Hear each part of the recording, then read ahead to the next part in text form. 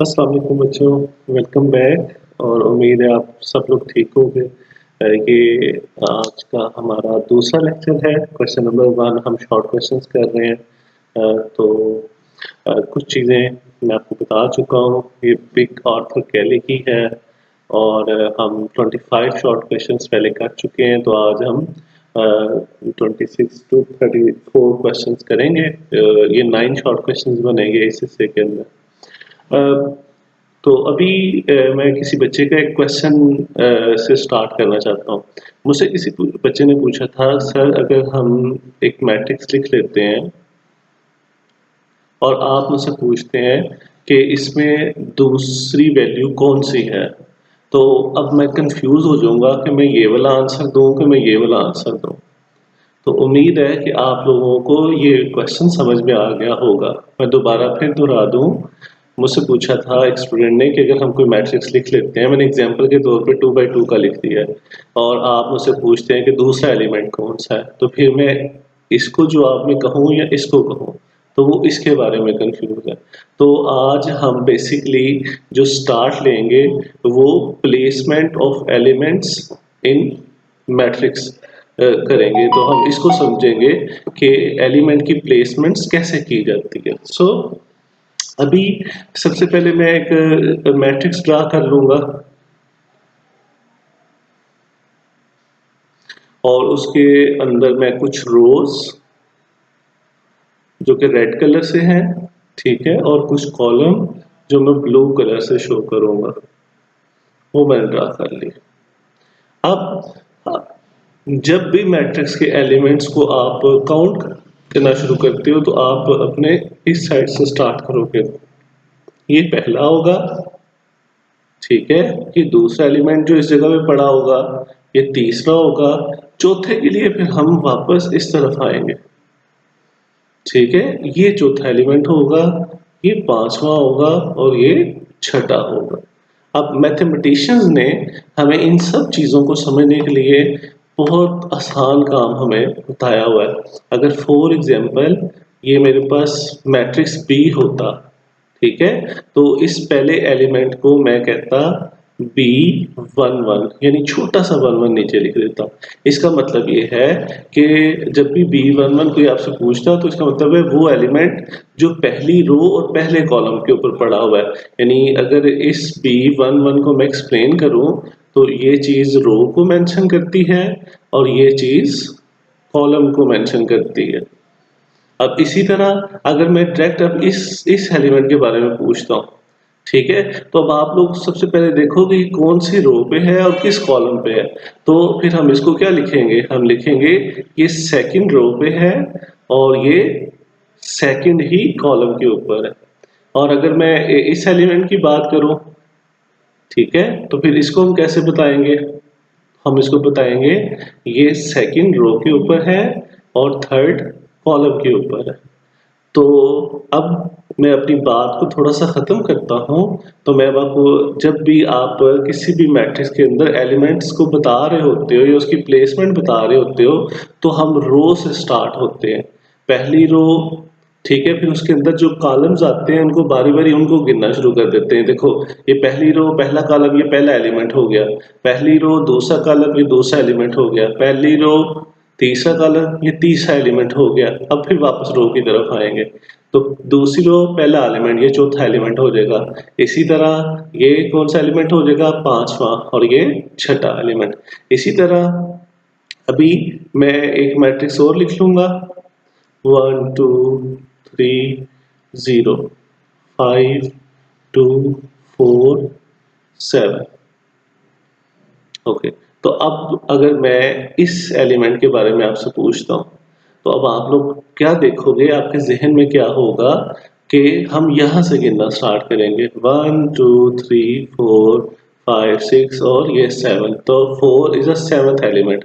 मगर अगर हम उसको, ये जो अभी मैंने इस वाले तरीके से आपको बताया, तो फिर इसको कैसे करेंगे, तो अगर मैंने इसको D का नाम दे दिया, ठीक है, तो हम छोटा सा D लिख लेंगे स्मॉल लेटर में, ठीक है, और पहले देखेंगे ये कौन सी रो में पड़ा हुआ है, तो ये सेकंड रो के अंदर पड़ा हुआ है, देखो ये सेकंड रो, ठीक है, और कॉलम इसका कौन सा बनेगा, कॉलम इसका थर्ड बनेगा। इसी तरह अगर मैं आपसे पूछता हूँ कि D14 की क्या वैल्यू होगी, तो 1 से मतलब है पहली रो, यानी ये वाली पहली रो, ठीक है, ये सारी पहली रो, ठीक हो गया, 1 का काम खत्म।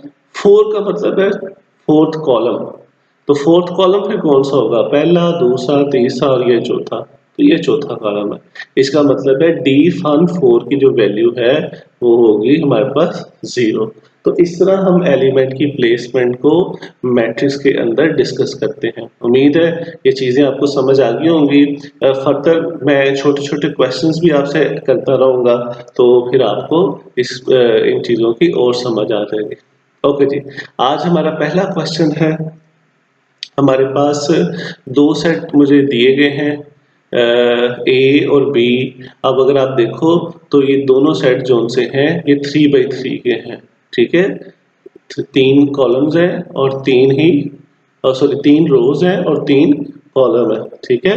अब हमने वेरीफाई इनके अंदर ये करना है, ये इक्वेशन जो लिखी हुई है हमें इसको वेरीफाई करना है। तो जब भी आपको इस तरह की कोई इक्वेशन दे दी जाएगी तो आप लेफ्ट एंड राइट हैंड से स्टार्ट करोगे।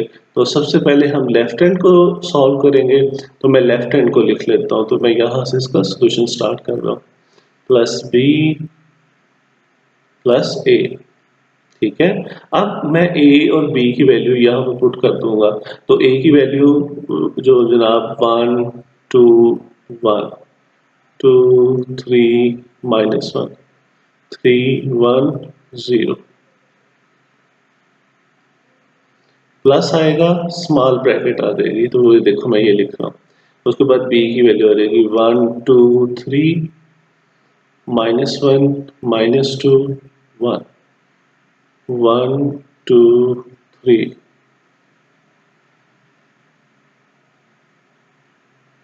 प्लस, और उसके बाद लास्ट में ए की वैल्यू दोबारा आ जाएगी 1 2 1 2 3 -1 3 1 और 0। तो ये मैंने अपनी स्मॉल ब्रैकेट बंद कर दी। अब अकॉर्डिंग टू मैथमेटिकल रूल हम सबसे पहले ब्रैकेट्स को सॉल्व करते हैं। तो देखो ब्रैकेट्स के अंदर वाले दोनों मैट्रिक्स को हमने प्लस करना है, तो ये जो बाहर वाला है इसको बिल्कुल मैं वैसे का वैसे ही लिख दूंगा, इसके ऊपर किसी भी तरह का कोई प्लस माइनस चीजें नहीं होंगी, ये सेम वैसे का वैसे ही आ जाएगा। अब प्लस आएगा, मैं ये ब्रैकेट लगाऊंगा, अंदर एक मैट्रिक्स स्केल स्टार्ट कर लूंगा ब्रैकेट को। अब मैंने इन दोनों को प्लस करना है। सो प्लस के रूल क्या होंगे, जो मैट्रिक्स की प्लेसमेंट है वो अपनी एक्यूरेट प्लेसमेंट के साथ ही जाके प्लस होगी। अगर इधर ये पहला है तो ये पहले के साथ जाके प्लस होगा, ये दूसरा है तो दूसरे के साथ, ये तीसरा है तो तीसरे के साथ। तो देखो 1 + 1 आ जाएगा, -1 + 2 आ जाएगा, 1 + 3 आ जाएगा। अब देखो पहले को पहले के साथ, दूसरे को दूसरे के साथ, तीसरे को तीसरे के साथ, इसी तरह चौथे को चौथे के साथ कर देना है। तो 2 + 2 -2 + 3 2 + 1 और लास्ट में 3 + 1 1 प्लस, अब देखो यहाँ पे माइनस आ गया तो मैं एक छोटी ब्रैकेट यूज कर ली, दोनों साइन इकट्ठे हम लिखने से पहले एक छोटी ब्रैकेट को यूज कर लेंगे। अब मैं इसको बंद कर दूंगा और ये छोटी ब्रैकेट है। नेक्स्ट,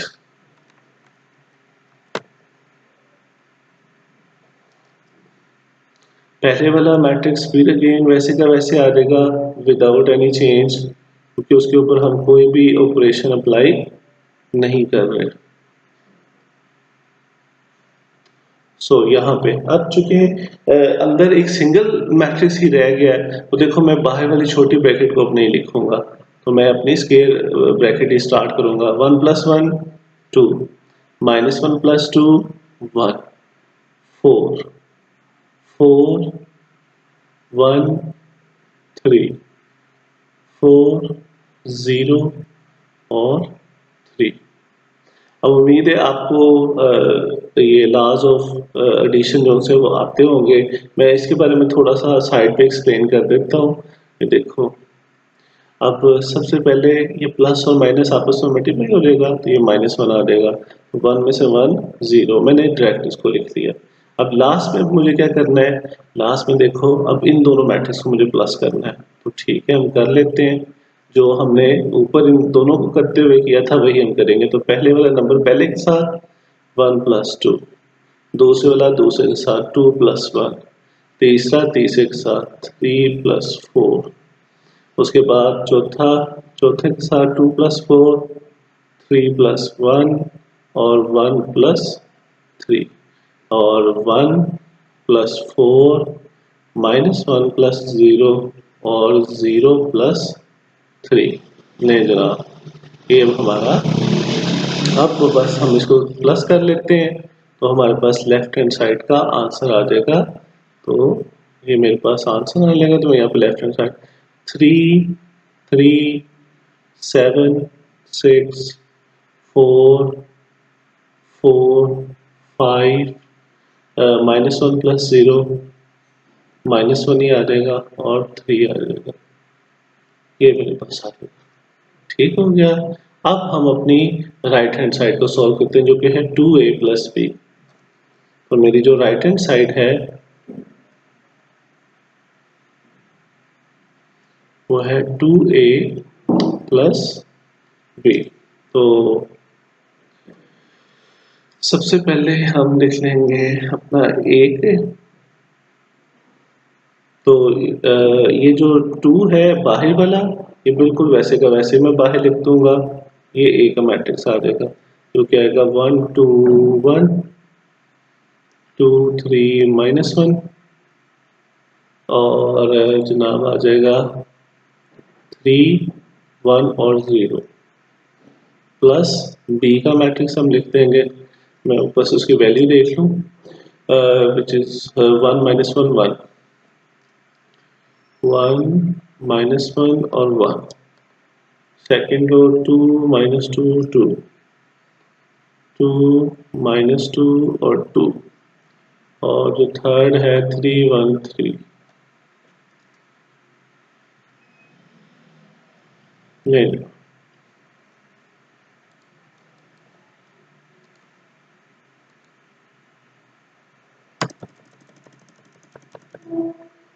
तो अभी अब हमारा क्या होगा जनाब, सबसे पहले अब देखो, अब मैं इन दोनों मैट्रिक्स को प्लस तो करना चाहता हूँ मगर चूंकि इसके बाहर नंबर है तो सबसे पहले ये नंबर अंदर मल्टीप्लाई होगा। तो जो फर्स्ट प्रोसेस होगा ये 2 अंदर हर एलिमेंट के साथ मल्टीप्लाई हो जाएगा। देखो जब मैं इसको मल्टीप्लाई करूंगा तो सब एलिमेंट के साथ होगा, तो ये 2 4 6 2 नहीं सॉरी 2 नहीं आएगा, ये मल्टीप्लाई हो जाएगा 2 to the 4 6 एंड 2 2 -2 और 0, ये ब्रैकेट बंद हो जाएगी, प्लस ये मेरे पास आ जाएगा 1 2 3 -1 -2 1 1 2 3 और ये मेरे पास ब्रैकेट ऑफ हो। अब लास्ट में इन दोनों मैट्रिसेस को हम प्लस कर लेते हैं। तो जो प्लस होते हुए जनाब पहले वाली वैल्यू पहले के साथ 2 + 1 4 + -1 6 + 1 4 + 2 6 + -2 2 + 2 2 + 3 -2 + 1 और 0 + 3। वैसे तो मैं इसको नीचे लिखना चाहता हूँ, लिखा जाए मगर मैं सामने लिख रहा हूँ, ठीक है, अपनी जगह भी सेव करने के लिए और थोड़ी सी मेरे पास जगह काम है। तो ये आ जाएगा 3 6 5 3 7, यहाँ पे मेरे पास आ जाएगा 4 4 -1 और 3। अब ये मेरे पास राइट हैंड साइड का आंसर है। तो अब हम जरा चेक कर लेते हैं कि लेफ्ट हैंड साइड का आंसर क्या आया था। ठीक है, तो देखो 3 3 7 6 4, ये देखो 3 3 7 3 3 7 6 4 6 6 4 4 सॉरी 6 4 4 ऊपर है और नीचे आ जाएगा 5 -1 3 और ये 5 -1 तो अब हमारे दोनों left hand side is equal to right hand side आ जाएगा, हेंस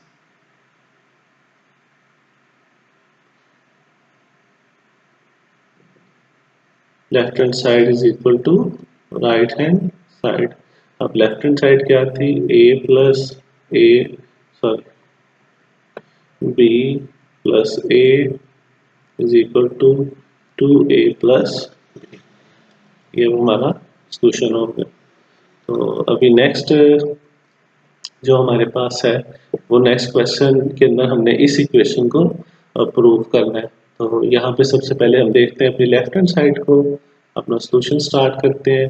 तो जो मेरी लेफ्ट हैंड साइड है वो है 2a प्लस 2b। अच्छा बच्चों, आप यहाँ पे एक और भी काम कर सकते हो। ऐसा करना कि वीडियो को यहीं पे स्टॉप कर लेना और इस क्वेश्चन को खुद सॉल्व करना। ठीक है, तो जब आप दोनों साइडों के आपके आंसर आ जाएंगे तो फिर आप वीडियो को दोबारा प्ले कर लेना और देखना कि जो स्टेप्स मैंने किए हुए हैं कि आप लोगों ने भी वही किए हुए हैं। तो और अगर अगर आपकी कोई मिस्टेक आ गई है तो फिर आप उसको इसको रीचेक भी कर सकते हो, ऐसे आपकी प्रैक्टिस भी हो जाएगी। ठीक है, तो मैं उन बच्चों के लिए कर रहा हूँ जो फर्स्ट टाइम अगर ये देख रहे हैं तो फिर उन्हें इन चीज़ों को समझने या सॉल्व करने के अंदर आसानी हो जाए। तो मैं ए का मैट्रिक्स लिखूंगा 1 2 3 2 3 1 -1 0 प्लस 2 बी का 1 2 3 -1 -2 1 1 2 3। ठीक हो गया। तो अभी हम जो बाहर हमारे पास आउटर न्यूमेरिकल्स हैं उनको ना मल्टीप्लाई कर देते हैं। सो 2 4 6 4 6 2 2 -2 और 0 प्लस, अब इसको भी हम कर देते हैं 2 -2 2 4 -4 4 6 6 2 और 6 और ये मेरे पास स्केल ब्रैकेट बंद हो जाएगी। अच्छा, यहाँ पे एक मैं छोटा सा स्टेप स्किप करने लगा हूँ। ठीक है, वो आप लोग करना। ठीक है, मैं डायरेक्ट ही प्लस करने लगा हूँ 4 चलो बल्कि रहने दें, हम ऐसा करते हैं इसको लिख देते हैं ताकि किसी बच्चे को भी प्रॉब्लम आती है तो वो उसको अच्छी तरीके से समझ आ जाए। तो 4 + 4 6 + -4 2 + 4 2 + 6 -2 + 2 और 0 + 6। तो जनाब अब मैं सामने प्लस कर लूँगा क्योंकि अगेन मेरे पास नीचे जगह थोड़ी सी कम होगी। तो ये मेरे पास आ जाएगा 4 2 8 8 2 6 8 0 6 और ये मेरे पास। अब मैं अपना लिखता हूँ दोबारा से राइट हैंड साइड। तो राइट हैंड साइड है 2 × a + b ब्रैकेट बंद। तो अभी अगर आप देखो तो मेरे पास 2 बाहर है, ये मैंने छोटी ब्रैकेट। अब मैं a का मैट्रिक्स लिखूंगा। अब a का मैट्रिक्स क्या था उसको जरा देख लेते हैं। वो है मेरे पास 1 2 3 2 3 1 और 1 -1 0 प्लस b का मैट्रिक्स है 1 -1 1 2 -2 2 और 3 1 3। मैं ज़रा ऊपर से कंफर्म कर लूँ एक दफ़ा फिर से। 2 1 -1 0 बिल्कुल ठीक है। अब ज़ाहिर है अब हमने सबसे पहले ब्रैकेट को सॉल्व करना है, तो मैं उसको सॉल्व करूँगा। 2 ये स्मॉल ब्रैकेट वैसे की वैसे आ जाएगी। तो 1 + 1 पहला पहले के साथ प्लस हो गया, दूसरे वाला दूसरे के साथ, तीसरे वाला तीसरे के साथ,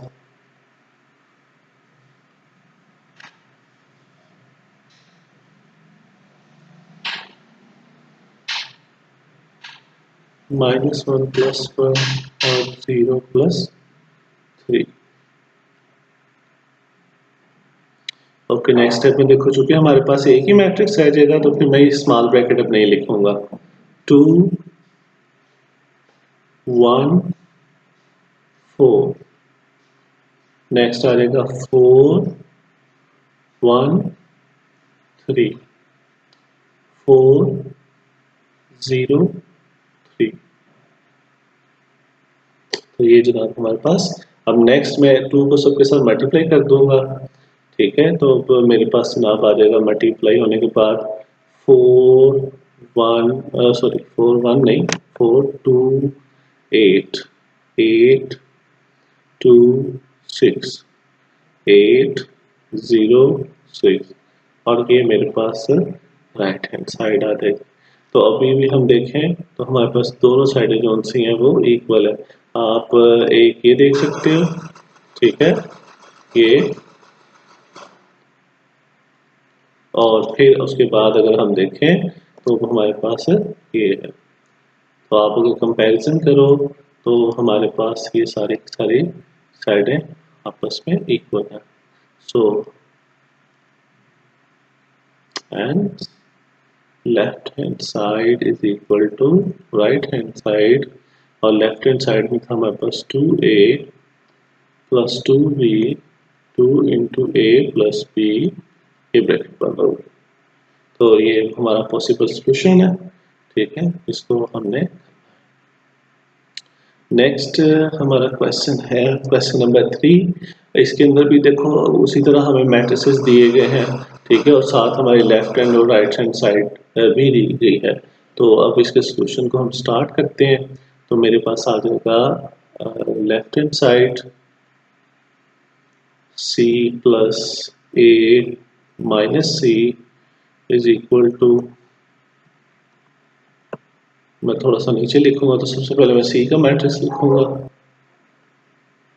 -1 0 1 0 -2 1 0 3 2।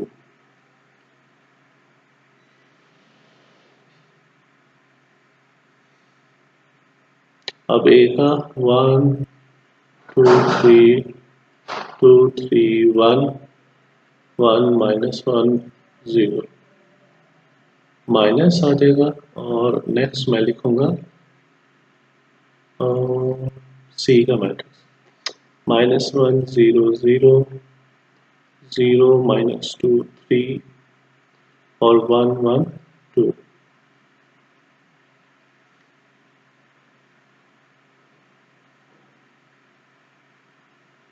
-1 0 0 0 -2 3 1 1 2, ये हमारा मैट्रिक्स।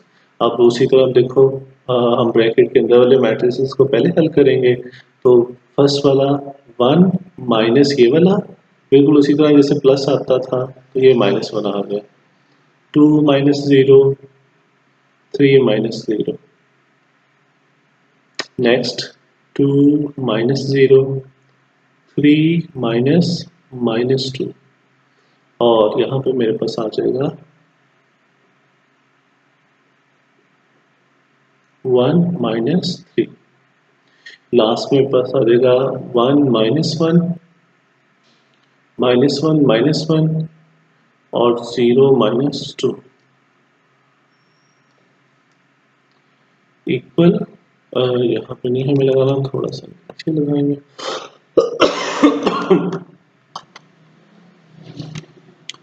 तो लास्ट वैल्यू में जरा दोबारा लिख दूं,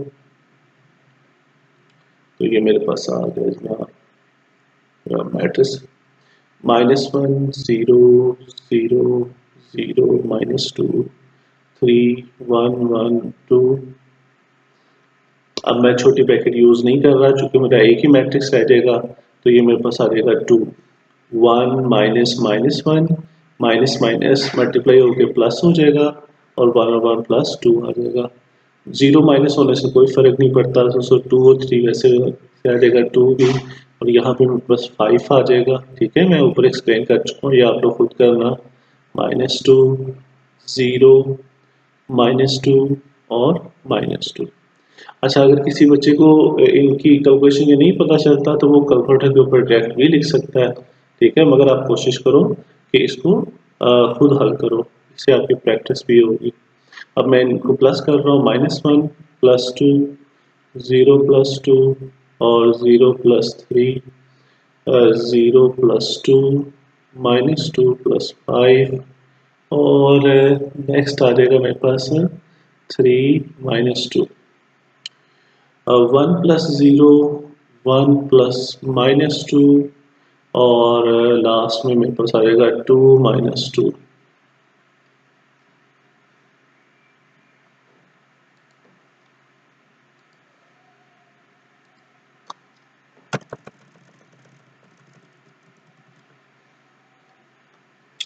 अभी नेक्स्ट जो मेरे पास कैलकुलेशन अब पॉसिबल आएगी उसको देखते हैं।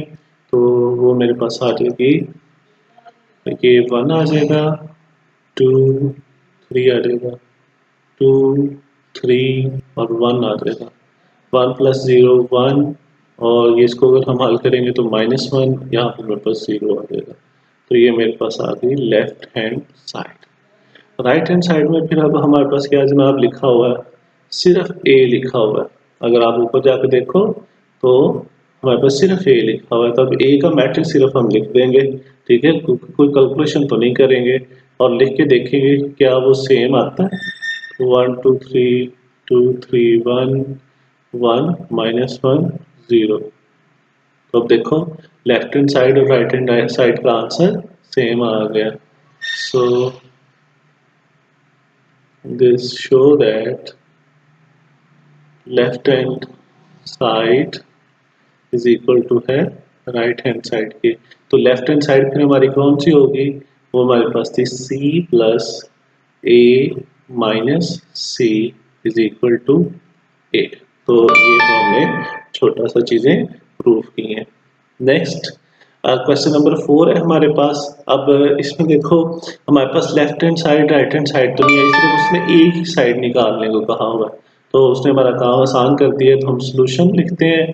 तो पहले इस साइड को लिख लेते हैं, 3a minus 2b is equal to, तो पहले मैं लिखूंगा a का मैट्रिक्स जो कि है 1 3 -2 4 और फिर मैं लिखूंगा -2b, b का मैट्रिक्स लिखेंगे 0 7 -3 और 8। तो a के बाहर 3 है, तो सबसे पहले ज़ाहिर है फिर हम नंबरों को मल्टीप्लाई करेंगे। तो a जब अंदर वाले नंबरों से मल्टीप्लाई होगा 3 आएगा, -6 आएगा, 9 आएगा और 12 आएगा। अब इसी तरह यहाँ पे देखो, यहाँ पे इस माइनस को अंदर मल्टीप्लाई करने की जरूरत नहीं, सिर्फ 2 को करो, ये माइनस यहाँ पे आ गया, ठीक है। तो ये 0 आ जाएगा, 14 -6 और 16 आ जाएगा। अब हम इनको जो भी प्लस माइनस करना है हम वो करते हैं। तो मेरे पास जनाब आ जाएगा 3 -0 -6 -14 9 -6 और 12 -16। तो जनाब अब हम इसको हल कर देते हैं। 3 आ जाएगा, ये दोनों सेम साइन है, प्लस हो जाएंगे, -20 आ जाएगा, माइनस माइनस प्लस 15 आ जाएगा और यहाँ पे -4 आ जाएगा, चूँकि 16 बड़ा है और 12 छोटा है। तो जनाब ये हमारे पास आंसर आ गया, किसका आंसर आ गया, 3a -2b का। देखो मैंने जस्ट अपने मैट्रिक्स लिखे हैं, जो भी न्यूमेरिक्स उनके साथ मल्टीप्लाई होने थे वो मैंने किए हैं और उनको प्लस माइनस करके मेरा आंसर आ गया। नेक्स्ट क्वेश्चन देखो, बिल्कुल उसी तरह है, बस थोड़ा सा डिफरेंस आ गया। तो हम सॉल्यूशन इसका स्टार्ट करते हैं। तो मेरे पास आ जाएगा 2at -bt। अब आपको याद होगा कि ये t किसके लिए है, तो अगर आपके जहन में आता है कि ये t जो सा है वो ट्रांसपोज के लिए है, तो इसका मतलब है कि आप लोगों ने बिल्कुल दुरुस्त सोचा है। तो ये जो t है वो ट्रांसपोज का है, 1 3 -2 4, ये t इसके ऊपर मैं छोटा सा लगा दूंगा, -3 0 7 -3 8 और ये मैंने इसके ऊपर छोटा सा टी लगा दिया। अब अगर आप लोग देखो तो सबसे पहले हमें ट्रांसपोज को सॉल्व करना है। तो ट्रांसपोज में हम क्या करते हैं, ट्रांसपोज में जनाब हम करते हैं रोज को कॉलम बना देते हैं। तो अब देखो, या कॉलम्स को रो बना देते हैं, मगर मुझे आसान यही लगता है। तो ये पहली रो है, यहाँ पे मैं इसको पहला कॉलम बना दूंगा। तो मैं अब रेड कलर यूज नहीं करूंगा क्योंकि मुझे आगे कैलकुलेशन करनी है। आप लेड पेंसिल से इसको कर सकते हो। तो पहला एलिमेंट, बाद में दूसरा, तो पहली रो पहला कॉलम, दूसरी रो दूसरा कॉलम, यानी इस रो को मैंने यूं लिख दिया। तो जो यहाँ पे नंबर होगा वो यहाँ पे लिखा जाएगा, और जो यहाँ पे नंबर होगा वो नीचे लिखा जाएगा। और यही काम मैंने इसके साथ भी किया। -3 वैसे का वैसे आ जाएगा, 0 7 -3, और मेरे पास आ जाएगा जनाब 8 नहीं, सॉरी, नॉट -3 और 8। यस, अब मैं 2 और 3 को अंदर मल्टीप्लाई कर दूंगा। ये 2 आ जाएगा, 6 आ जाएगा, -4, 8 आ जाएगा, माइनस -9, 21, 24। सो मैंने सब एलिमेंट के साथ अंदर मल्टीप्लाई कर दिया। तो नेक्स्ट स्टेप अब इन दोनों मैट्रिक्स को आपस में प्लस माइनस करने का आ गया। तो माइनस है तो मैं हर एलिमेंट को माइनस करता जाऊंगा।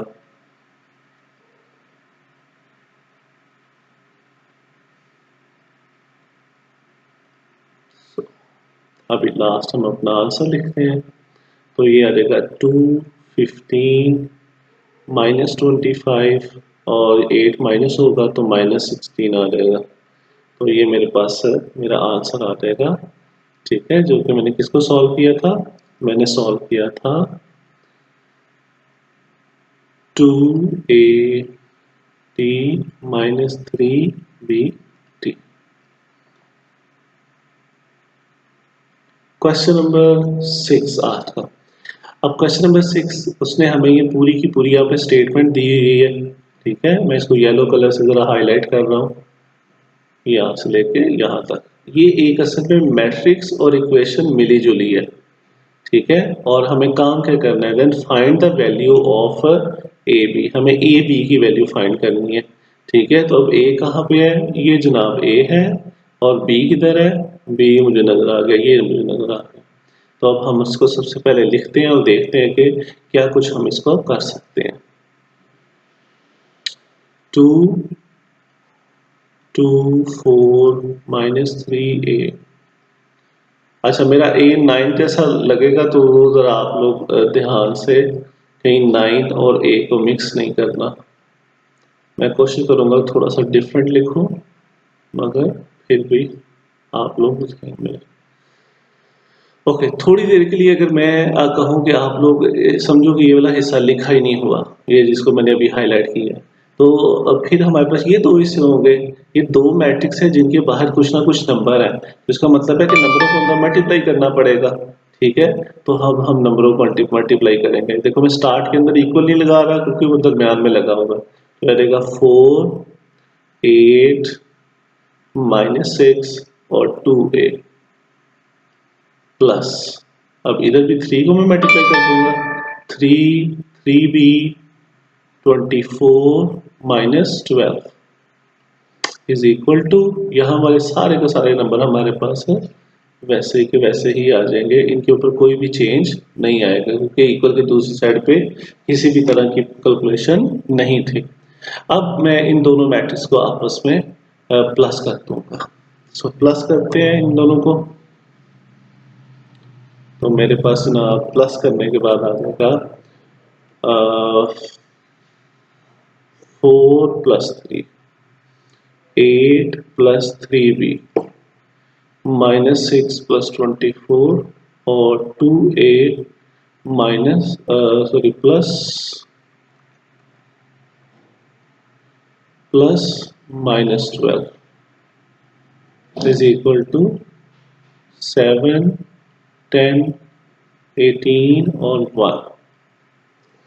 अच्छा जी, तो अभी अब हमने क्या करना है? अब अगर हम देखें तो इस मैट्रिक्स को हम वैल्यूज को प्लस कर लेंगे जो जो भी होती होंगी। ठीक है, तो देखो 4 और 3 प्लस हो जाएगा, 7 आ जाएगा। अच्छा, क्या ये दोनों वैल्यू प्लस हो सकती है? तो आप अपने जहन के अंदर एक चीज लाओ, मैं आपको लाइक टर्म कहता होता था। लाइक टर्म वो होती है जिसकी वेरिएबल सेम हो। तो देखो इसके साथ वेरिएबल v है, तो क्या इसके साथ वेरिएबल v है, तो इसका मतलब है अगर नहीं है तो ये दोनों आपस में प्लस नहीं हो सकते, ये वैसे के वैसे ही लिखे जाएंगे। 8 और 3 भी वैसे का वैसे लिखा जाएगा। इसी तरह ये देखो इनके साथ कोई वेरिएबल नहीं है, दोनों के साथ दोनों आपस में हल हो जाएंगे। तो जब मैं इनको सॉल्व करूंगा तो ये मेरे पास 18 आ जाएगा। अगेन यहाँ पे दोबारा फिर देखो 2a, 2 के साथ एक वेरिएबल है मगर 12 के साथ नहीं है, इसका मतलब ये आपस में प्लस माइनस नहीं होंगे, तो खाली वैसे ही लिखे जाएगा। तो प्लस और माइनस को मल्टीप्लाई करके बस मैं 12 लिख दूंगा, इक्वल 7, 18, 10 और 1। अब ये देखो दो मैट्रिक्स इक्वल आ गए। कल हमने इस तरह का एक क्वेश्चन सॉल्व किया था, ठीक है। तो आज भी हमारे पास वही वाला क्वेश्चन आ गया। तो अब हम यहाँ पे क्या करेंगे, दो मैट्रिक्स इक्वल है, टेकिंग corresponding वैल्यूज। तो पहली वाली वैल्यू को पहले की इक्वल ले लेंगे, दूसरे वाली वैल्यू 8 प्लस 3b को 10 की इक्वल ले लेंगे, तीसरे वाली वैल्यू को तीसरे की इक्वल ले लेंगे, और चौथे वाली वैल्यू को चौथी वैल्यू की इक्वल ले लेंगे, जैसा कि आज हम डिस्कस कर रहे थे स्टार्ट में।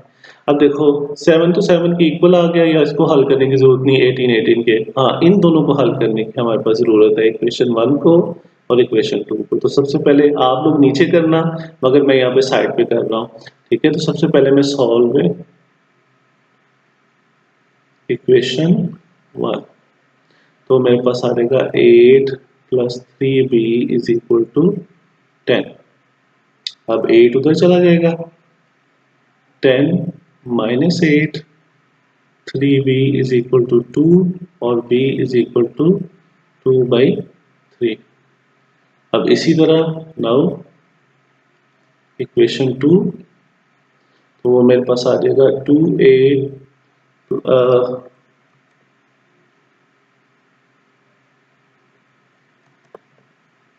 12 is equal to 1, 2a 1 plus 12, 2a is equal to 11 और a 11/2 आ जाएगा, ठीक है। तो अब यहाँ पे देखो जो मेरे पास वैल्यू है, the value of a and b are, तो a की वैल्यू क्या आई है जनाब 11/2, कॉमा b की वैल्यू हमारे पास क्या आई है 2/3। तो ये मेरे पास मेरा आंसर आ गया। अगेन थोड़ा सा इस क्वेश्चन का मैं आपको ओवर रिव्यू दे दूं। मेरे पास एक इक्वेशन उन्होंने लिख दी थी जिसके अंदर उन्होंने मैट्रिक्स दे दिए थे, तो मुझे ए और बी की वैल्यू निकालनी थी। तो सबसे पहले मैंने क्या किया, जो इक्वल के लेफ्ट हैंड साइड पे था उन नंबरों को मैट्रिक्स के अंदर मल्टीप्लाई किया, ठीक है। उसके बाद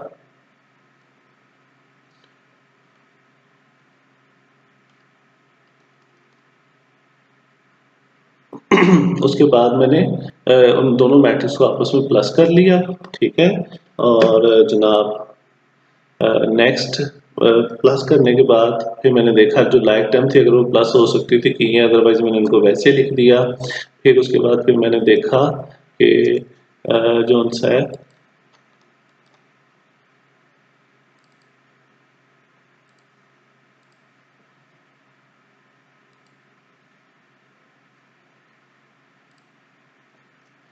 तो अभी उसके बाद फिर मैंने अपनी कॉरेस्पॉन्डिंग वैल्यू ले ली, ठीक है, उनको सॉल्व किया।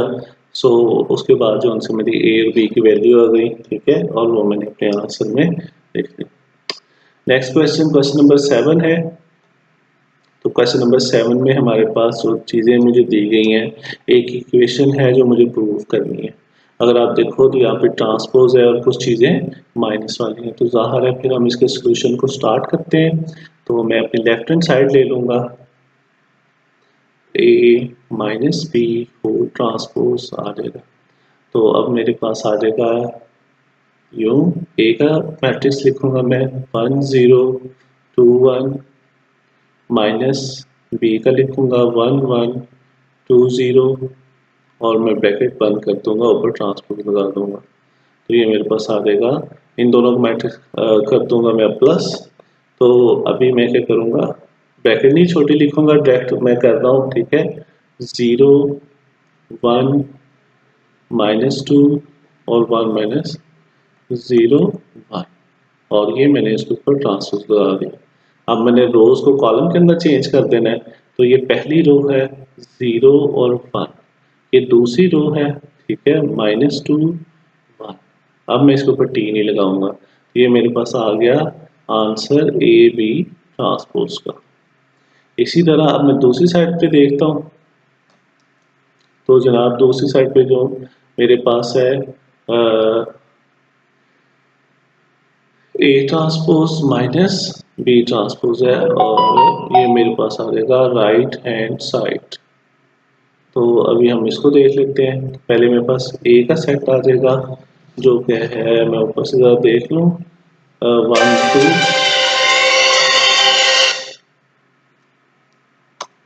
1 2 0 1 1 2 0 1, और इसके ऊपर मैं लगा दूंगा टी माइनस बी ट्रांसपोज में लगाऊंगा 1 1 1 1 2 0, ये मेरे पास आ जाएगा।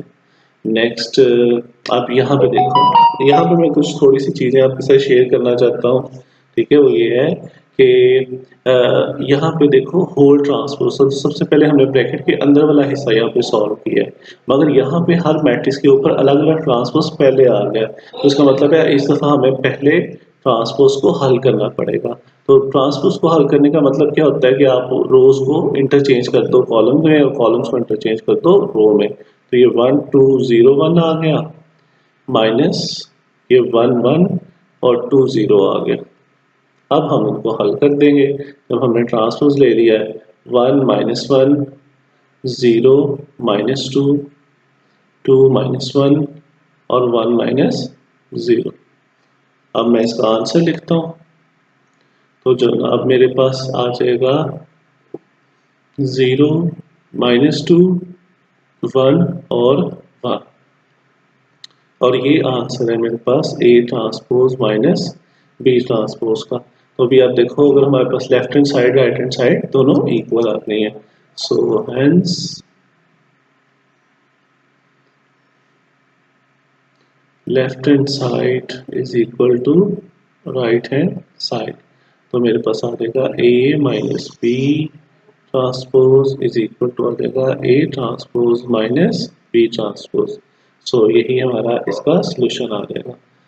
अच्छा, अभी आप लोगों के लिए मैं एक छोटा सा क्वेश्चन यहाँ पे लिख रहा हूँ, ठीक है, जो आप लोग अपने होमवर्क के तौर पे करोगे। तो जनाब क्वेश्चन ये है, if a is equal to 1 3 and b is equal to 2 और 0, then find value of 2a plus 3b transpose. तो ये आपने जनाब इसकी वैल्यू निकालनी है, इसको आप सॉल्व करना, पिक लेके मुझे व्हाट्सएप नंबर पे सेंड कर देना, ठीक है, ताकि जो भी प्रैक्टिस आप लोग कर रहे हो मुझे भी पता चले कि आप लोग किस हद तक उसको सही तरीके से समझ रहे हो। क्वेश्चन नंबर 8, हमें ये चीज़ सॉल्व करनी है, और सॉल्व करने के बाद बताना है कि क्या ये सिमेट्रिक है या नॉन सिमेट्रिक है। यानी सबसे पहले हमें इसको सॉल्व करना पड़ेगा, जो इसका आंसर आएगा उसको हमने बताना है कि वो सिमेट्रिक है या नॉन सिमेट्रिक है। तो अब सबसे पहले हम इस चीज़ को सॉल्व करते हैं। तो मेरे पास आ जाएगा A plus A transpose is equal to, तो सबसे पहले मैं ए का मैट्रिक्स लिखूंगा 1 2 0 1 प्लस 1 2 0 1 को दोबारा लिखूंगा, तो ये ट्रांसपोज आ जाएगा। आप देखो फर्स्ट मैट्रिक्स के ऊपर कोई ट्रांसपोज नहीं है, तो उसकी वैल्यू सेम वैसे की वैसी आ जाएंगी विदाउट चेंज। मगर यहाँ पे दूसरी जगह पे ट्रांसपोज है, तो ये पहली रो को मैं पहला कॉलम बना लूंगा और दूसरी रो को दूसरा कॉलम। तो ये एक अच्छी बात हुई है कि आपके पास देखो दोनों आपके सामने एक तरह की चीजें हैं, एक के ऊपर मैंने ट्रांसपोज अप्लाई नहीं किया, दूसरे के ऊपर मैंने कर दिया। सो यहाँ पे मैं स्टेपिंग सेव करने लगा हूँ, मैं डायरेक्ट प्लस करने लगा हूँ 2 2 2 और 2। तो ये तो सब 2 2 वैल्यूज आ गए, ठीक है, तो ये मेरे पास आ गया ए प्लस ई का ट्रांसपोज। अब आपको याद होगा लास्ट टाइम मैंने आपको सिमेट्रिक मैट्रिक्स की डेफिनेशन बताई थी। ठीक है, तो क्या डेफिनेशन थी? अगर हम किसी मैट्रिक्स का चलो मैं अभी ए चूंकि इस्तेमाल हो रहा है तो मैं यहाँ पे एम का नाम ले लेता हूँ। किसी एम मैट्रिक्स का जब हम ट्रांसपोज लेंगे तो जो आंसर में मैट्रिक्स है वो पहले मैट्रिक्स जैसा ही आ जाए। ठीक है, तो इसका मतलब है वो सिमेट्रिक होगा। तो अब इसका मतलब है कि हम इसका ट्रांसपोज लेंगे, taking transpose.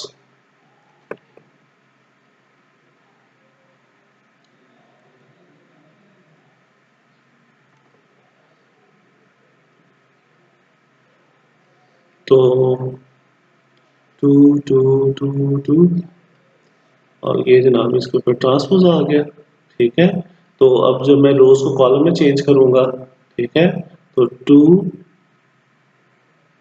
To to to, ये तो बिल्कुल वैसे का वैसे ही आ गया। ठीक है, तो ये तो फिर इसी मैट्रिक्स जैसा आ गया ना, ए प्लस ए टी जैसा। इसके अंदर तो देखो कोई चेंज नहीं आई। ठीक है, तो इसका मतलब है yes, A plus A T is symmetric.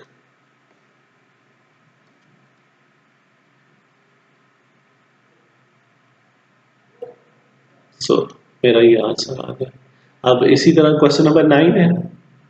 इसके अंदर आप लोगों ने माइनस करना है, और ये मैंने स्टेटमेंट थोड़ी सी गलत लिखी गई मुझसे। यहाँ पे हमने स्क्यू सिमेट्रिक जोन सा है वो प्रूव करना है। ठीक है, तो सॉल्यूशन करते हैं। ये मेरे पास आ जाएगा ए माइनस ए टी।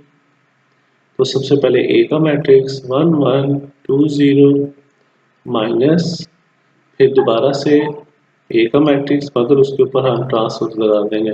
अब देखो पहले मैट्रिक्स को हम कोई सॉल्व नहीं करेंगे, उसकी सारी की सारी वैल्यू वैसे की वैसी ही आ जाएंगी, मगर दूसरे मैट्रिक्स के ऊपर हम ट्रांसपोज सॉल्व करेंगे। तो मुझे क्या करना है, इस रो को पहला कॉलम बना देना है। तो 1 1 आ गया। अभी मैं थोड़ी देर पहले भी आपको समझा चुका हूँ, अगर ये मेरे पास रो है तो मैंने इसको ऐसे कॉलम बनाना है। तो यहाँ पे जो पहली वैल्यू होगी वो यहाँ पे ऊपर लिखी जाएगी, और यहाँ पे जो वैल्यू होगी ये नीचे लिखी जाएगी, यहाँ पे लिखी जाएगी। ठीक है, तो ये मेरे पास आ गया जनाब 1 सॉरी 2 और 0। अब मैं इनको माइनस कर देता हूँ, तो मैं इस दफ़ा माइनस ज़रा लिखने लगा हूँ ताकि आपको अच्छे से समझ आ जाए। 1 माइनस टू, 2 माइनस 1 और 0 माइनस 0। जनाब जो इसका आंसर आएगा वो आएगा 0 माइनस 1 1 और 0। अब ये है जनाब हमारे पास ए माइनस ए ट्रांसपोज। अब हम इसका भी ट्रांसपोज लेंगे ताकि हमें ये साबित करना है ना कि ये स्क्यूड सिमेट्रिक है या नहीं है।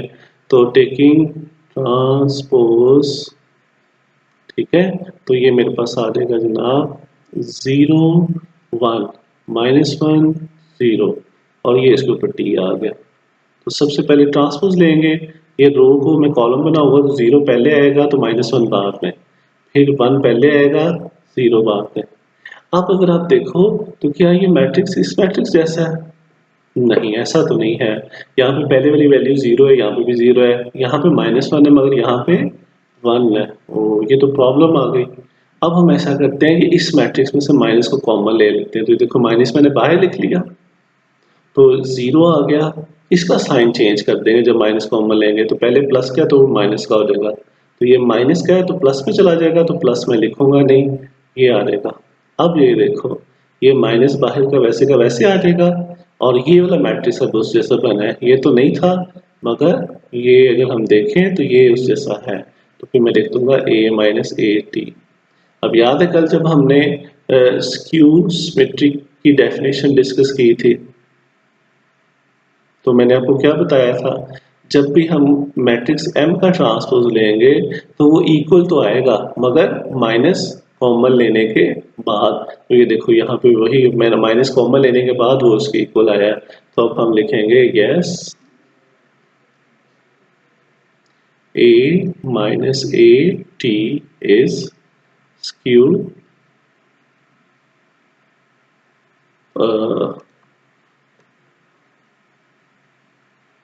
सिमेट्रिक।